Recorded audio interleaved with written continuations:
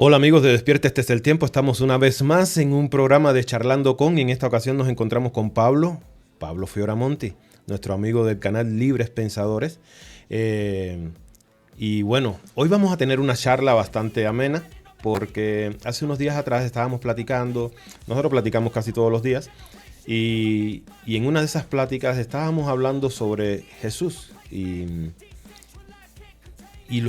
había muchos contrastes dentro de la plática que teníamos y decidimos tener o hacer esta plática, pero ahora con la compañía de ustedes.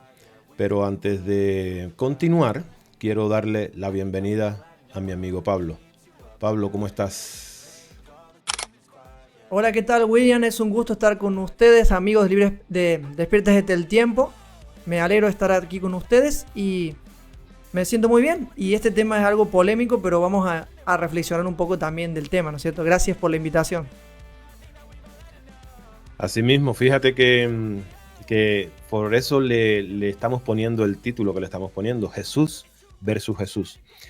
Y es que, bueno, nos ha llamado la atención todo el tiempo que en este camino de la búsqueda nos hemos encontrado con personas que cuando nosotros mencionamos en la palabra Jesús, primero empieza el conflicto con el nombre, ¿verdad? Porque lo primero que nos dicen es, ese no es el nombre. Nosotros sabemos que no es el nombre. Nosotros sabemos que el nombre es Yeshua Ben Yosef. Ahora, estamos hablándole siempre a un público mucho más amplio, no a los sabios que saben de que ese no es el nombre, pero quieren meterlo y que nosotros cuando hablemos de Jesús, digamos Yeshua o Yeshua, o como ellos quieren que uno lo diga para sentirse alegres. Y entonces, sí, porque es así. No entienden de que nosotros estamos llegando a un público que al personaje que conocen es a Jesús.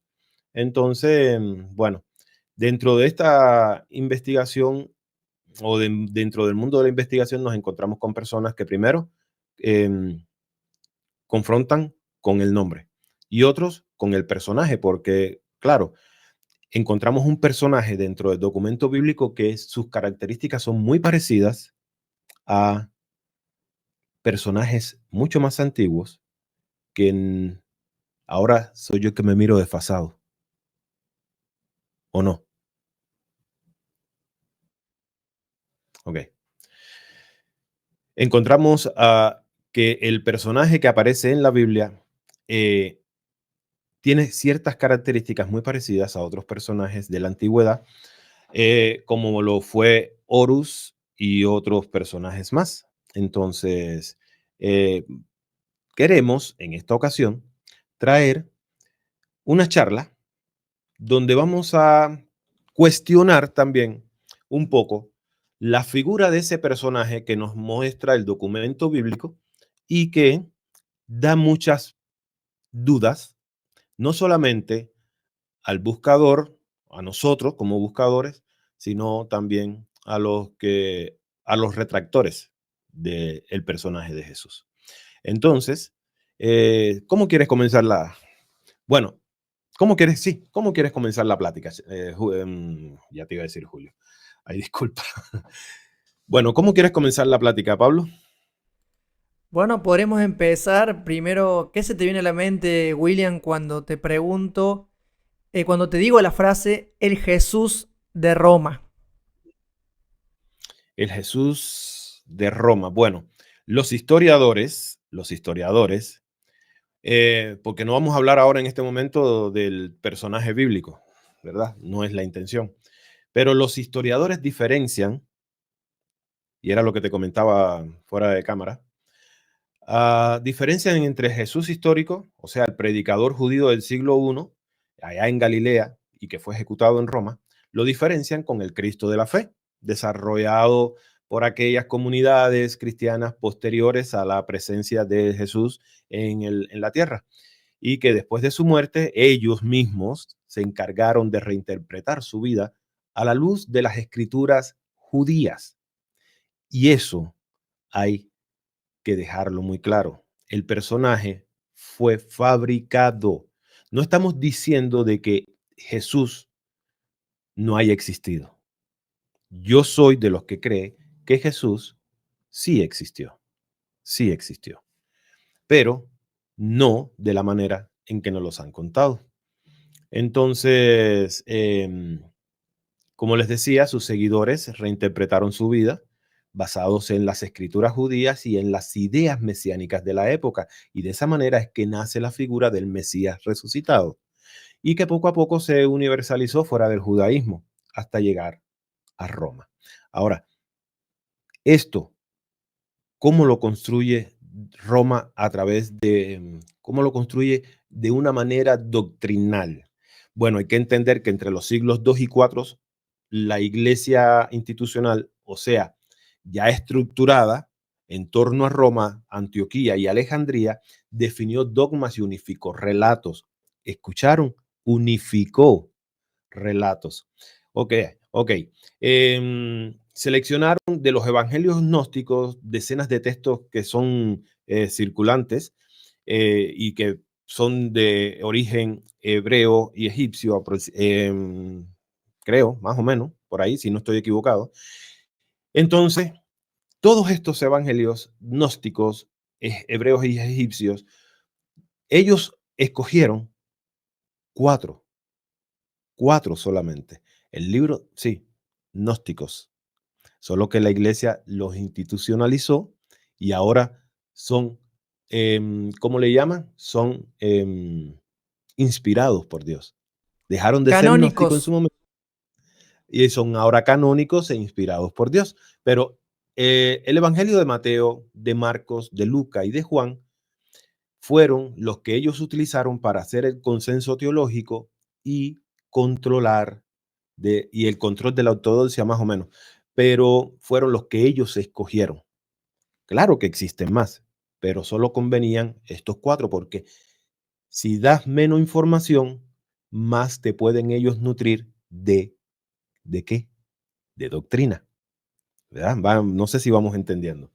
Entonces, en los concilios de Nicea, en el 325 y posteriores, fijaron la divinidad de Jesús, la Trinidad y la relación de Hijo de Dios frente a corrientes que lo consideraban solamente un profeta o una persona iluminada con un gran conocimiento o una conciencia elevada. Entonces, lo que hicieron fue hacer una fusión cultural, se absorbieron los elementos paganos, ¿verdad? Porque acuérdense que lo que les dije hace un momentico atrás, hubo una unificación de relatos y entonces lo que hicieron fue absorber los elementos paganos, como por ejemplo el solsticio invernal, la Navidad, las festividades agrarias, la Pascua, y de esa manera facilitaron la expansión de esta nueva religión, de este nuevo dogma en todo el imperio, ¿verdad? Entonces, creo, ¿contesté la pregunta? Sí, totalmente. O Y me pasé? quería aclarar algo ahí con respecto a lo que decías de los evangelios no canónicos y los canónicos. Lo que pasa es que nosotros nos vendieron una película de un Jesús como Superman. Un Jesús que hace milagros, que camina sobre el agua, que hace esto, que es bueno. O sea, no digo que no, Jesús no haya sido bueno, sino que era como un Jesús así, un Che Guevara, podemos decirle. O sea, que el tipo era, digamos, bien influyente y todo lo demás. No estoy hablando de sanguinario y todas esas cosas como Che Guevara, sino que estoy diciendo un Jesús a imaginación no humana. Cuando realmente ese no es el objetivo del personaje de Jesús. Jesús vino a traer es un mensaje y dejar un ejemplo, digamos, cómo sería la humanidad original, es como lo entiendo yo. Y también hay que entender que los evangelios que quedaron dentro del canon son los evangelios que decidieron los padres de la iglesia, dicho sea paso, la élite religiosa. Así mismo es. Y no, y ahí también cuando uno se pone a investigar, te das cuenta de que el mismo Imperio Romano, a través de la iglesia, iglesia, de la nueva religión, lo que adoptaron fueron estructuras jerárquicas similar a la misma, al mismo imperio, ¿verdad? Por eso nunca se logró ver ese cambio abrupto del Imperio Romano a la Iglesia Católica. O sea, solo se cambió el poder, el poder imperial, ¿verdad? De político a religioso, pero sigue siendo el mismo poder. Entonces, ¿qué hicieron? El Jesús espiritual y rebelde, aquel que existió, que posiblemente existió realmente, fue transformado en una figura de autoridad divina, mediadora del perdón, cuyo culto podría ser regulado por la institución, manejado solo por ellos. Así el mensaje interior del reino de Dios pasó a expresarse en dogma. O sea, el mensaje que habló Jesús de que Dios estaba dentro de nosotros, ellos lo que hicieron fue agarrarlo y sacarlo para afuera. Sí, porque no se puede sacar nada para adentro. Ok. Sí, lo que hicieron fue sacarnos al Dios interno y ponérnoslos afuera para que miráramos hacia afuera. Y así, de esa manera, a través de los dogmas, de los sacramentos, de la liturgia, ser controlados por la iglesia, ¿verdad? Creo que eso es más o menos lo que sucedió y que las personas no se atreven a investigar. ¿Por qué? Porque les da temor De tener perder la que fe. desaprender para volver a aprender. Ahora, ¿realmente Jesús fue un invento de la Iglesia Católica? No. Jesús no fue un invento de la Iglesia Católica, pero sí sistematizó su imagen. Eso fue lo que hizo la iglesia. Sistematizó la imagen de Jesús, tomó las tradiciones orales, los evangelios, depuró los textos ¿cómo se dice la palabra? Heterodoxos, Ortodoxos. ¿sí?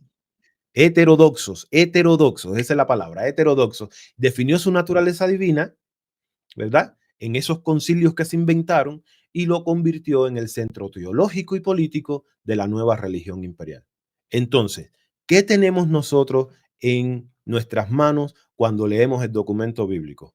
Tenemos una figura no inventada porque sí existió el personaje, pero sí una figura reinterpretada a la manera que Roma necesitaba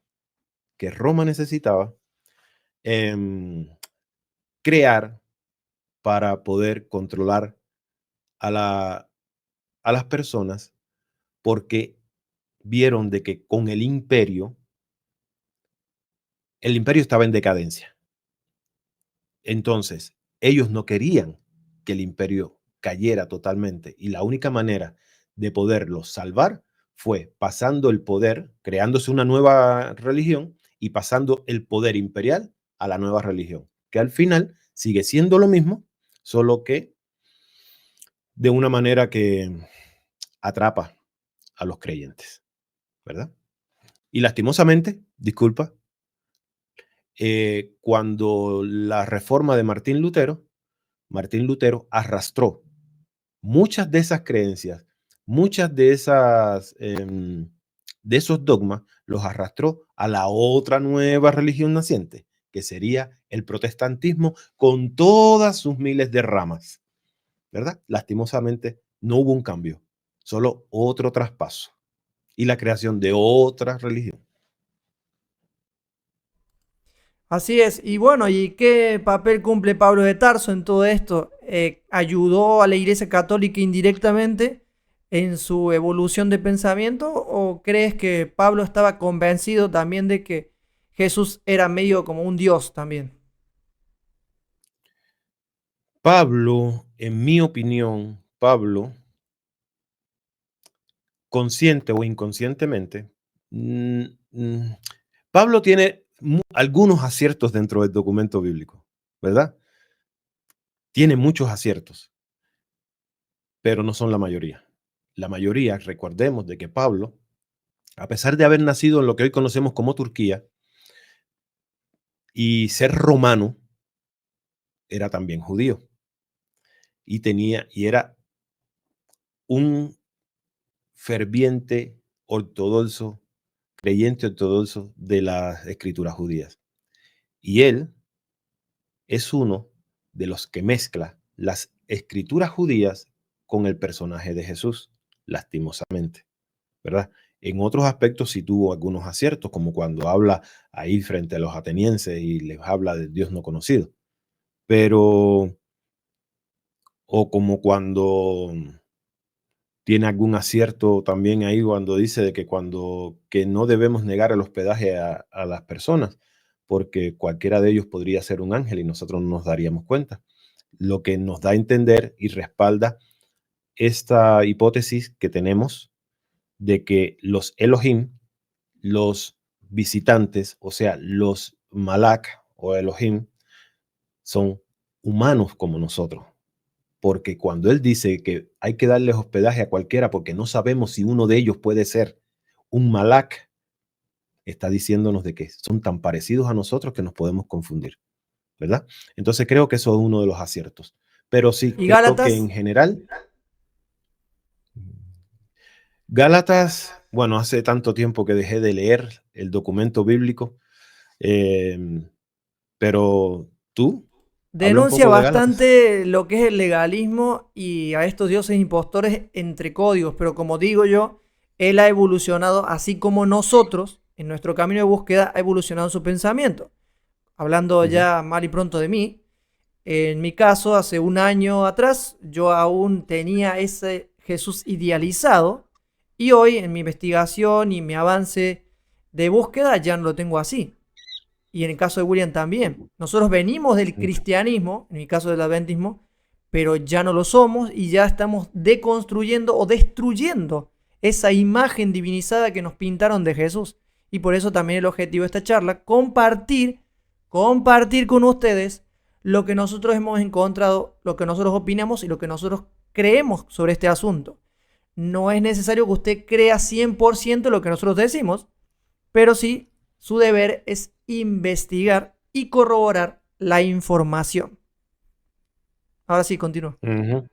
Así es, así es. Sí, Pablo tuvo una evolución, claro, como la debería tener todo aquel que anda dentro de la búsqueda, no estancarse. Porque yo veo a muchas personas que, ay, yo sabía, uno da una información, por ejemplo, Jehová no es Dios. Y hay gente que dice, wow, esto me ha hecho despertar, ahora sí desperté. No, señor, no, señora, no hemos despertado. Si solo se queda con eso, que Jehová no es Dios, que Jehová fue un sanguinario, que Jehová esto, que Jehová lo otro, y solo se queda ahí, estancado ahí, no, va a seguir dormido, porque solamente es el principio de una escalera muy larga que hay que subir, ¿verdad? Entonces, nuestros pensamientos, cuando yo estaba dentro, primero, cuando antes de yo entrar a lo que era el Evangelio, yo tenía otra creencia muy diferente.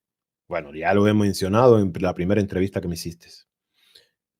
Conocía, como se dice en los términos cristianos, conocí a Jesús y, y mi mente evolucionó. Hubieron cambios de creencia. Pero 22 años después, escuchando a Descubriendo, se me abrió una puerta que dio cabida a dejar entrar un nuevo conocimiento que llamó mi atención y que la captó en totalidad y hice la tarea. Yo fui un buen alumno porque hice la tarea. En los programas de Descubriendo siempre nos decían, hay que investigar. Lo que nosotros encontramos, ustedes tienen que ampliarlo y ustedes van a encontrar y ustedes van, bueno, yo hice mi tarea.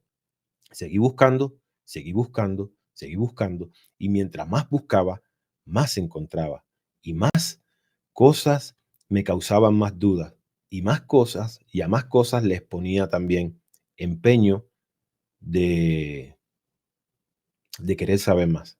Y mi creencia o mi pensamiento ha ido evolucionando. Yo no me quedé estancado con que Jehová no era Dios. Yo no me quedé estancado solamente con la historia de los Anunnaki y su similitud con el documento bíblico. Yo seguí buscando. Yo seguí buscando. No me he quedado estancado. Ahora, claro que tengo una creencia, ¿verdad? Porque aquí nadie va a decir que no cree. Porque hasta los ateos creen en algo. Entonces, lógicamente, yo trato de no, en mis programas, no manipular con mi creencia a la gente, a las personas, a los que escuchan. Trato de que la gente siempre, dejarle un espacio abierto para que las personas puedan interpretar, si se puede decir de esa manera, lo que es la idea o la intención que se le está dando al mensaje, y de ahí tienen que sacar sus propias conclusiones, pero no trato de influenciar con mi creencia, porque lógicamente tengo una creencia, como la tienes tú, Pablo, como la tiene todo el mundo, porque ahora que no aparezca nadie aquí diciendo que no, no, yo no creo. Entonces, claro que he ido evolucionando.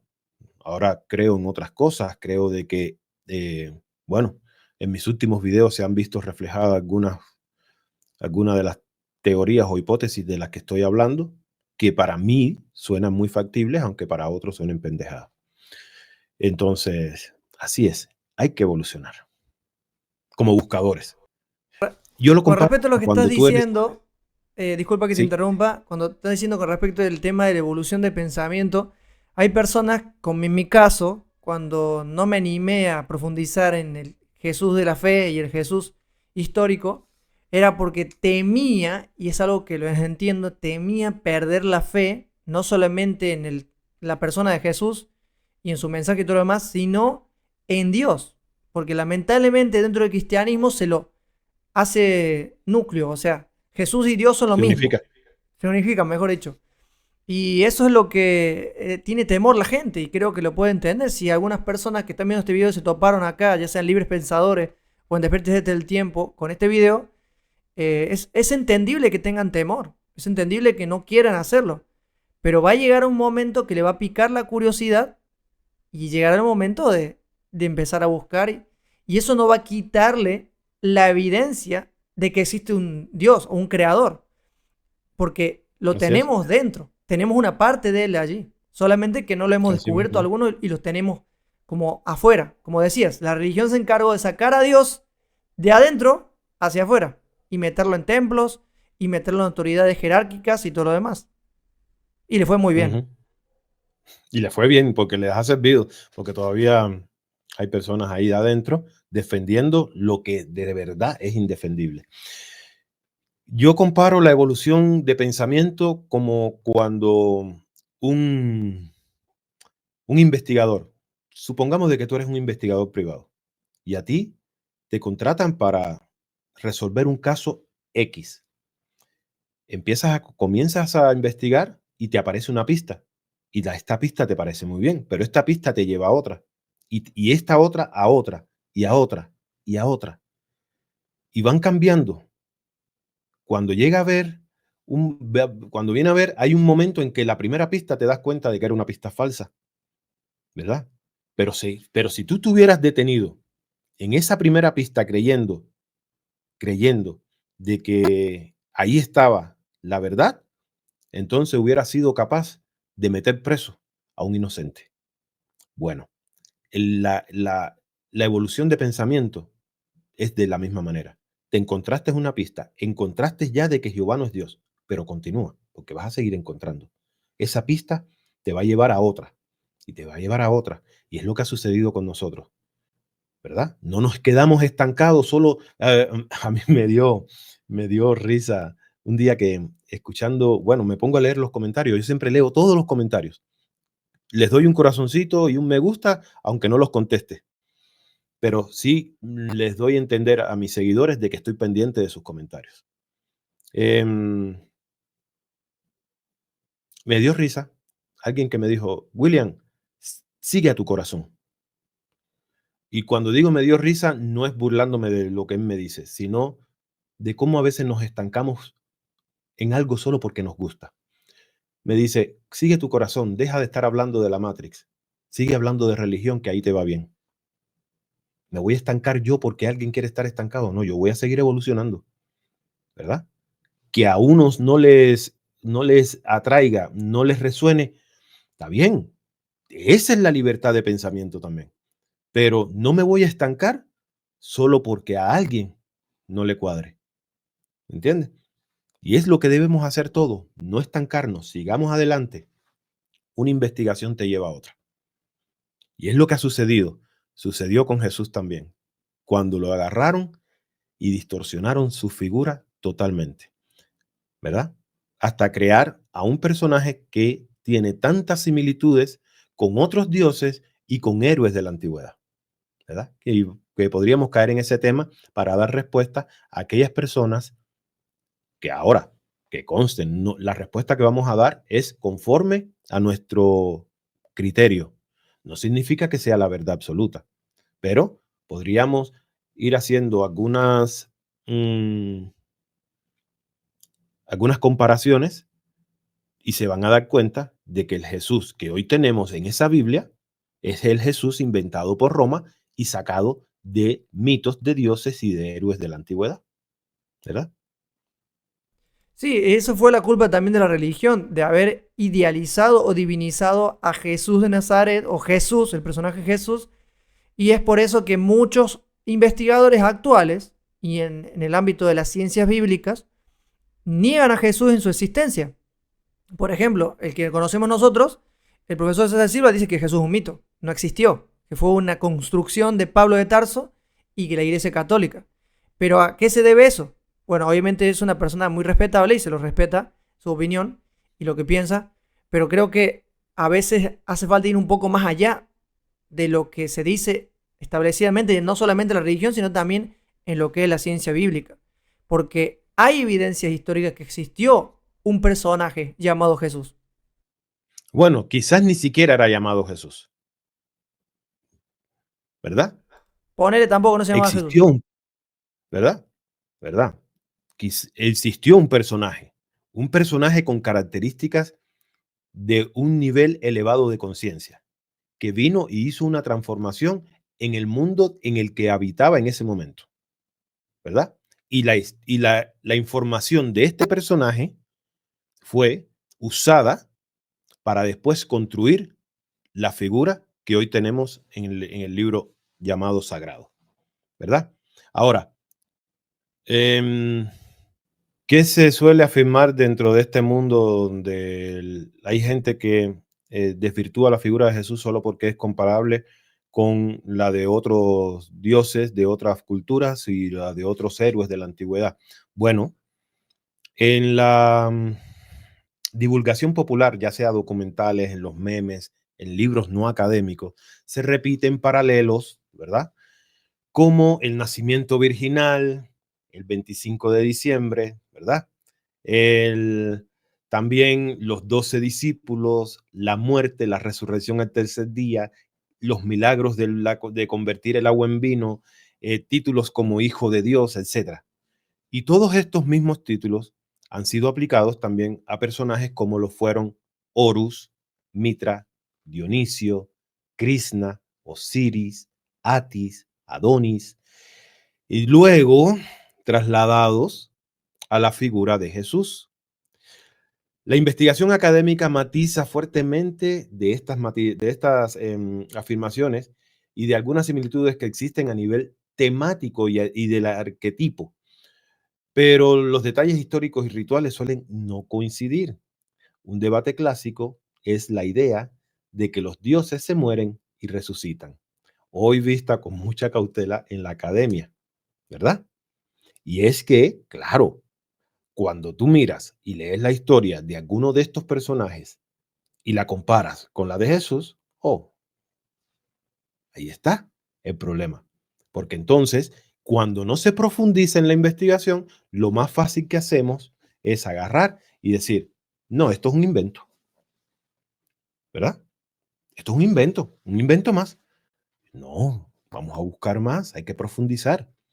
Y no estoy diciendo con esto de que nosotros somos los mejores, pero es con tanta facilidad que tenemos hoy en día para averiguar cualquier cosa, ¿verdad? Nos quedamos ignorantes si queremos, ¿verdad? Nos quedamos ignorantes si esa es nuestra propia decisión o de creer en el primero que aparece por ahí y dice, no, esto no es así porque no es así, ¿verdad? Entonces, claro, por ejemplo, cuando vemos la historia de Horus, leemos así rápidamente la historia de Horus. Bueno, es hijo de quién? De Isis y de Osiris, concebido mágicamente, ¿verdad? a través del asesinato de Osiris. Este lucha contra Set y el símbolo del ojo de Horus. No hay 12 discípulos ni crucifixión, pero el eje es de la realeza y la venganza filial, y no es una misión salvífica universal, pero sí ya tiene un elemento, el nacimiento mágico, el nacimiento ese raro. Si nos vamos a la historia ¿cómo se llama? De Mitras, eh, Mitras o Mitra es una historia indo-iraní y que se usa en el culto romano también. Ahora, ¿qué dicen las fuentes? Bueno, el Mitra romano nace de una roca, no de una virgen. Su ícono central es la taurotonia, matanza del toro. Es un culto iniciático masculino. Ahora, ¿cuál tú crees que es la fecha de nacimiento? 25 de Todo el diciembre. 25 de diciembre. Sí, ¿verdad? Y es y con esto se celebra la festividad de el Natalis Invicti o del Sol Invictus. Por eso la comparación con el nacimiento de que le inventaron a Jesús, porque el que busca se da cuenta de que Jesús nació aproximadamente, no hay una fecha, y cualquiera que te diga una fecha exacta es un mentiroso. Pero cuando te pones a leer el documento bíblico y algunos textos históricos y comparas eventos que ocurrieron históricos alrededor del nacimiento de Jesús, te das cuenta que él nació aproximadamente entre finales de septiembre, principios de octubre. ¿Qué día? No lo sé. Entonces, si nos vamos, por ejemplo, a Grecia, nos encontramos con Dionisio. Los paralelos temáticos, el vino, los banquetes, seguidores extáticos. Algunos estudios han explorado los ecos literarios de los banquetes de Eurípides en el Evangelio de Juan, como qué, como el agua en vino, la vid verdadera. O sea, se agarran palabras de esa historia de Dionisio y se van incluyendo para hacer un paralelo dentro de los evangelios. Pero bueno, por eso los invito a que lean el libro Los dioses del Edén, y allí en el capítulo 22 el libro es de William Brawley, algo así. En el capítulo 22, el escritor detalla cómo fueron escritos los evangelios y por quiénes. Dos personajes, dos hermanos, romanos los dos. Y ellos crearon la historia. Por eso es que hay se agarran de algunas historias de sus culturas para meterlas dentro del tema bíblico o de los evangelios. Si nos vamos a Krishna, en el hinduismo, ¿qué dicen los textos? Krishna es el octavo hijo de Devaki y Vasudeva. Hay una persuasión del rey Kamsa, o sea, paralelo del tirano que le teme al niño, Herodes, ¿verdad? Y ahí es donde aparece este paralelo y por eso se desvirtúa la figura de Jesús.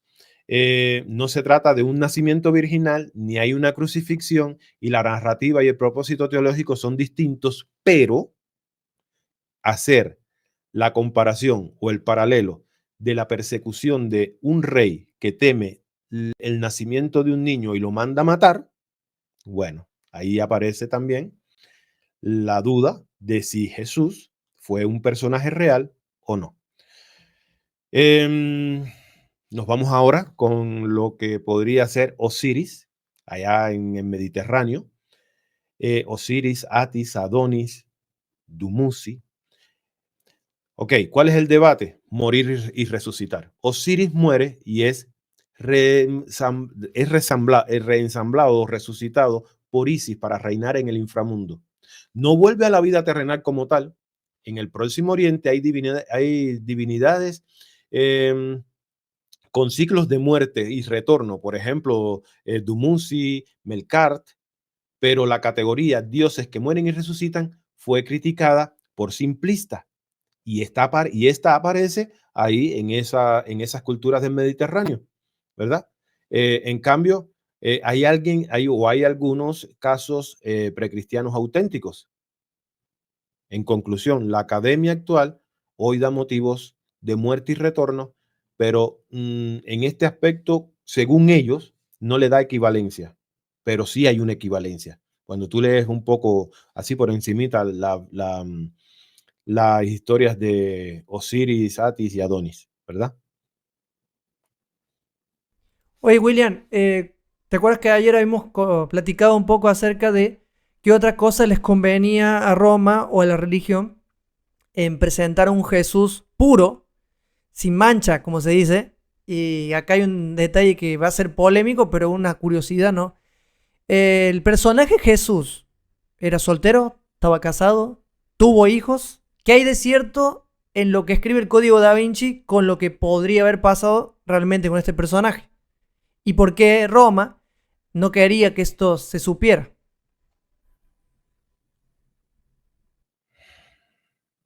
La pregunta está un poco complicada para responder, porque va a herir muchos sentimientos, aún dentro del mundo de la investigación. Pero mira, cuando te pones a investigar un poquito más, a ser un poquito detallista en tu investigación, te das cuenta, primero, cuál era uno de los nombres o títulos que le daban a Jesús, no solamente sus discípulos, sino también los fariseos, rabí o rabino. ¿Qué significa eso? Si una cosa es que se lo hayan dicho a sus discípulos, pero que lo hayan dicho también los, los fariseos, significa de que él tenía un título de rabino. Y para tener un título de rabino, necesitaba estar casado. Si no, su mensaje no hubiera captado la atención, ¿verdad? Ni siquiera los fariseos lo hubieran tomado en cuenta, lo hubieran tomado por loco. Pero ellos reconocían una autoridad en él y por eso le llamaban rabí. Y si investigas un poco los escritos de, ¿cómo se llama este señor? Que muchos hablan de él, Spinoza, Baruch Spinoza.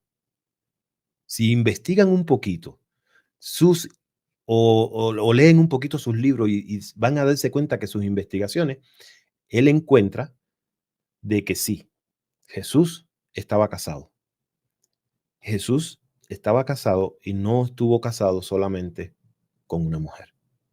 Lastimosamente, eso va a herir los sentimientos aún de los que, porque yo sé que dentro de la búsqueda tendemos a pensar, bueno, es que el Cristo no tenía por qué, él no vino a eso, no, pero él tenía que hacer un papel. Primero era un humano, como cualquiera de nosotros, y él tenía que llevar un mensaje, pero para poder llevar ese mensaje tenía que cumplir ciertos requisitos del ambiente, de la cultura donde él habitaba, a donde él vino. Y una de esas era, tenía que ser casado para poder ejercer la función de rabí, para poder llevar el mensaje. Controvertido para la época y la religión de la época y del sistema de la época, pero tenía que llevar un mensaje y era a través de la función de rabino o maestro, ¿verdad?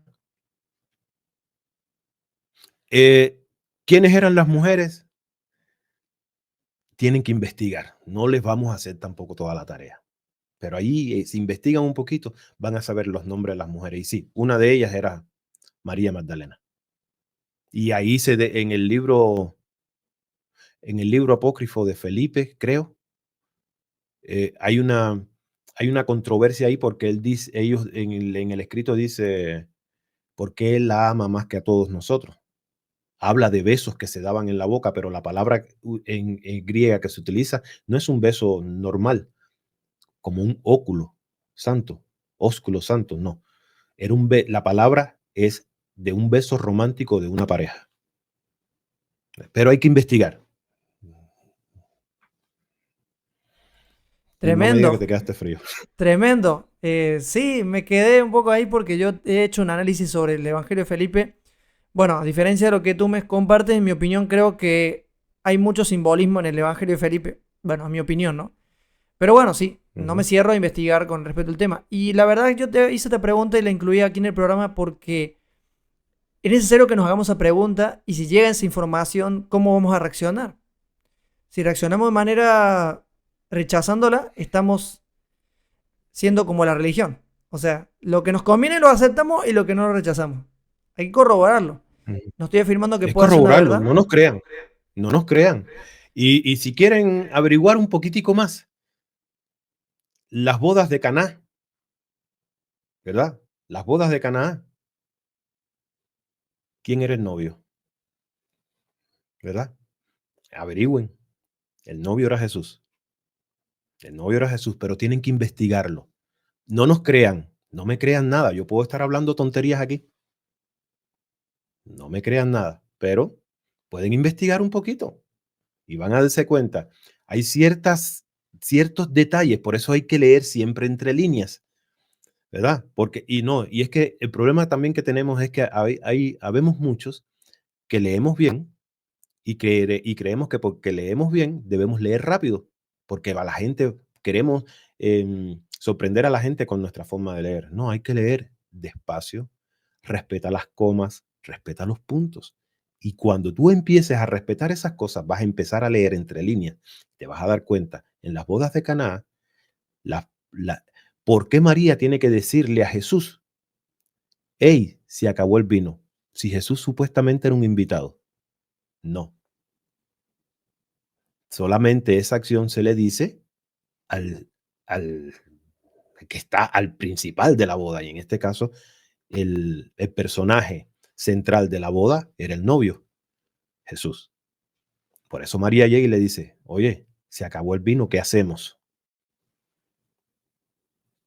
Ahí ¿Verdad? Y cuadraría cuando mucho le de por qué dice, razón se lo idealizó a Jesús como el único ser perfecto que no pecó y el único mediador y el único sacrificio para que Dios nos perdone. Ahí tiene coherencia con el eso. problema, sí, porque Roma necesitaba un Dios, que era lo que te trataba de decir fuera de cámara, Roma necesitaba un Dios, crearse un Dios que fuera virgen en todos los aspectos para que fuera más creíble, que fuera santo en todos los aspectos. Porque, ¿qué santidad le quitaría el matrimonio a una persona? ¿Verdad?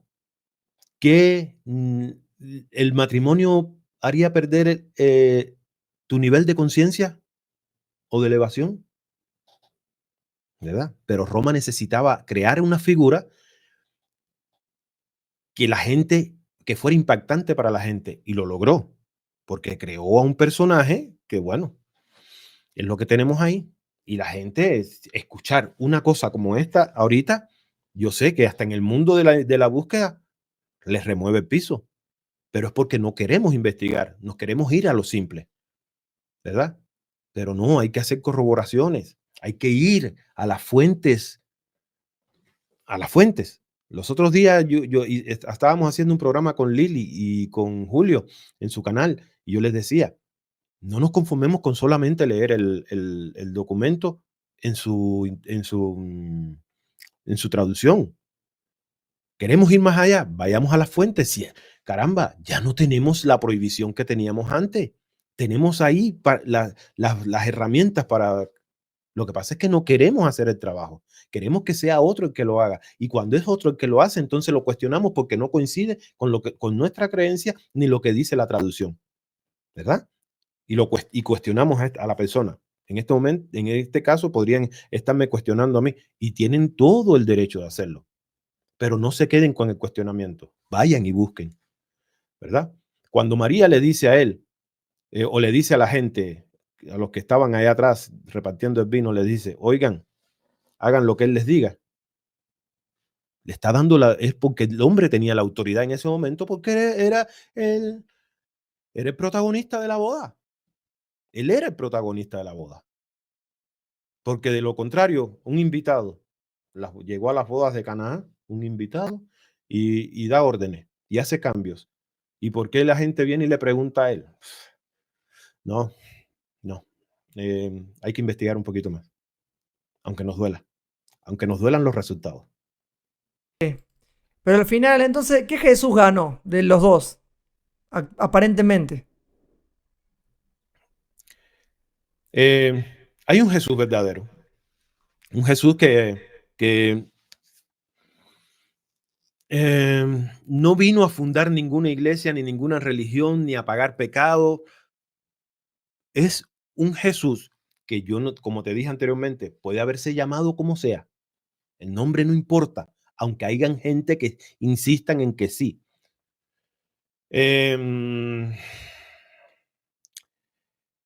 pero creo que la misión principal era venir a despertar, venir a despertar a aquellas personas, aquellos, como decimos nosotros en la Matrix Anunnaki junto con Yorlena, a despertar a los seres verdaderos, porque aquí, junto con nosotros, existen seres que no son de la luz, pero hay seres de la luz que estamos atrapados en un mundo regido por la oscuridad, usurpado por alguien que se hizo pasar por Dios, por el verdadero. Y la clave de ese mensaje que vino a dejar y que no lo vino a dejar en inicio en Israel, sino que lo hizo en otros lugares, como la India, ¿verdad? Como en Nepal. Bueno, y hay muchos documentos, pero tienen que buscarlos. Hay muchos documentos que respaldan lo que estoy diciendo. La clave principal de ese mensaje que tú puedes encontrar en esos otros documentos que no son hebreos es la disciplina interior, el verdadero templo que es el ser interno, no los edificios.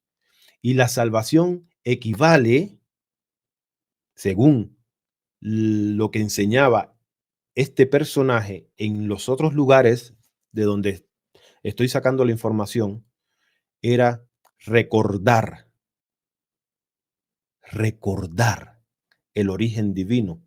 Y cuando recordáramos, entonces íbamos a regresar a la luz, ¿verdad? Ese era más o menos el mensaje que vino a dejar. Em, mm, yo sé que es muy conflictivo lo que estamos hablando aquí. Es muy debatible, ¿verdad? Pero nosotros venimos, dejamos una información y a ustedes les toca ir a hacer su propia investigación. En la historia real, o vamos a llamarle real, del personaje que sí existió, hay muchas cosas que no coinciden con las del documento bíblico. Y una de ellas es, y esta información me parece importante porque la escuché hace muchos años en el libro número 8, perdón, de Caballo de Troya. Y en ese libro se menciona de que aunque Jesús y Juan el Bautista eran parientes, eran opuestos, eran ontológicos, no tenían nada que ver el uno con el otro, ¿verdad? Y en los documentos que hablan sobre este personaje que apareció primeramente en la India, ya cuando llegó en momento, fue a Israel y allí hizo lo que muchas de las cosas que sí están mencionadas en la Biblia, solo que en la Biblia es algo exagerada. Bueno, el documento niega de que Juan bautizara a Jesús o que fuera su precursor y lo retrata como una figura apocalíptica y controladora. Y si tú lees en los evangelios, vas a notar cierta manipulación en las palabras de Juan, ¿verdad? Em, y otra de las cosas es que las prácticas de Juan, como el bautismo para perdón de pecados, contradicen también el conocimiento que traía Jesús. ¿Por qué? Porque busca ver en el documento bíblico que aún con tanta manipulación, tú puedes ver y buscar en qué momento Jesús también hizo bautismo. Más bien era criticado por eso, porque le decían, Juan bautizaba y tú no bautizas, ni tus discípulos bautizan, ¿verdad? Era cuestionado por eso. Em, Pero sí, la figura de Jesús, yo sí creo que, que sí, que él existió, pero no, eh, no como nos los cuenta el documento bíblico. Como te digo, hay documentos en otros lugares, que vienen de otras fuentes, sobre todo de por allá de la India, que reinterpretan realmente la figura de Jesús como estratega espiritual, que denuncia también el sistema religioso, filosófico, que optó la oscuridad o que optó este sistema y convoca a una militancia, eso sí, pero interior, a una disciplina, a una pureza de corazón, a un discernimiento impecable, a rechazar las trampas de este mundo y ser más fiel a la llama eterna como única vía de liberación. Genial, es muy profundo lo que hemos conversado, de lo que hemos hecho en esta charla. Y creo que se lo dejamos hasta ahí, porque si no estaríamos acá hablando hasta mañana, ¿no? Pero yo lo que puedo decir así como invitado tuyo de que lo puedan investigar, no se queden con esto y que lo sigan investigando y van a llegar a una, escuchen bien la palabra, a una verdad que les conecte. No una verdad absoluta, sino una verdad que les conecte y que les ayude en su camino de búsqueda. Eso por mi parte nomás. Sí, y con esto no estamos diciendo de que si Jesús, no, que Jesús no existió. Sí, yo pienso que sí existió, pero no de la manera en que nos los plasmaron y nos los metieron a buchitos en el documento bíblico. Como les digo, hay que buscar otros documentos, otras fuentes que nos van a mostrar a un Jesús con intereses diferentes, no venir a salvar a la humanidad, sino ayudar a despertar y a hacer que las personas recordaran su origen, ¿verdad? Mientras que en el documento bíblico nos hablan de perdón de pecados, de salvación del mundo, de ellos, ¿verdad? No de afuera, porque yo sé que estamos ya casi para terminar. Nos quedan 5 minutos pero en estos 5 minutos quiero que ustedes reflexionen ahí donde están.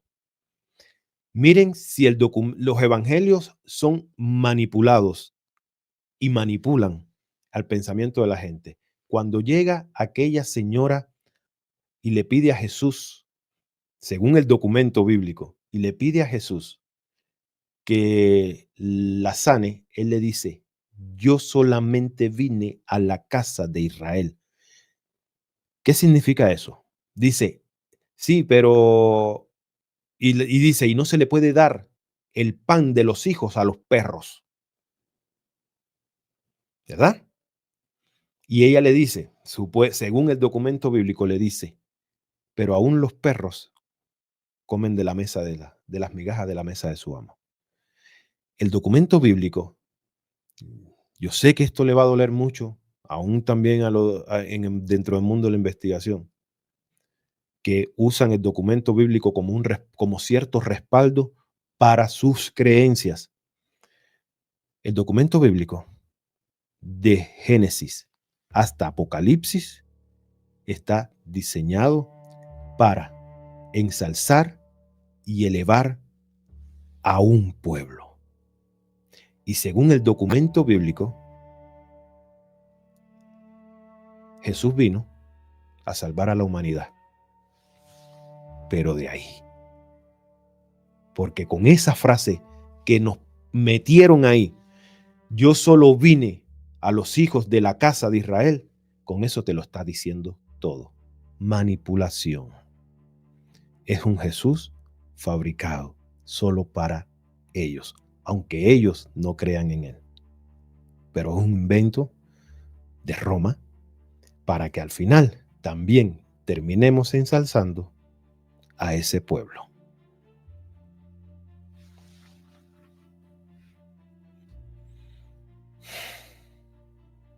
Sin palabras. Sin palabras más. Bueno, William, muchas gracias por haberme invitado. Por mi parte es todo. Y bueno, nos veremos la próxima vez en otro charlando. Esta charla más bien pareciera que tú fuiste quien me invitó a mí. No, pero igual, es que es lo mismo. todos estamos en este camino de aprender. Pero para aprender, no solamente es escuchando, sino también uno actuando, ¿verdad? Así que a trabajar se ha dicho. Hay que ponerse a leer, hay que ponerse a buscar, hay que ponerse a investigar, ¿verdad? Así que bueno, no, si quieres despide tú el programa, que es lo mismo, estamos en lo mismo. De todas formas va a salir en tu canal. Bueno, gracias amigos de Despiertes Este es el Tiempo por ver este programa. Sé que es un poco polémico. Gracias por darme el honor de dar la despedida.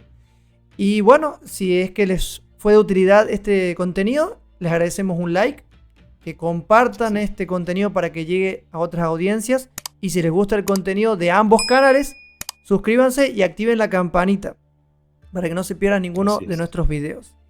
Así que, bueno, sin más, nos despedimos y nos vemos en un próximo Charlando con. Hasta la próxima.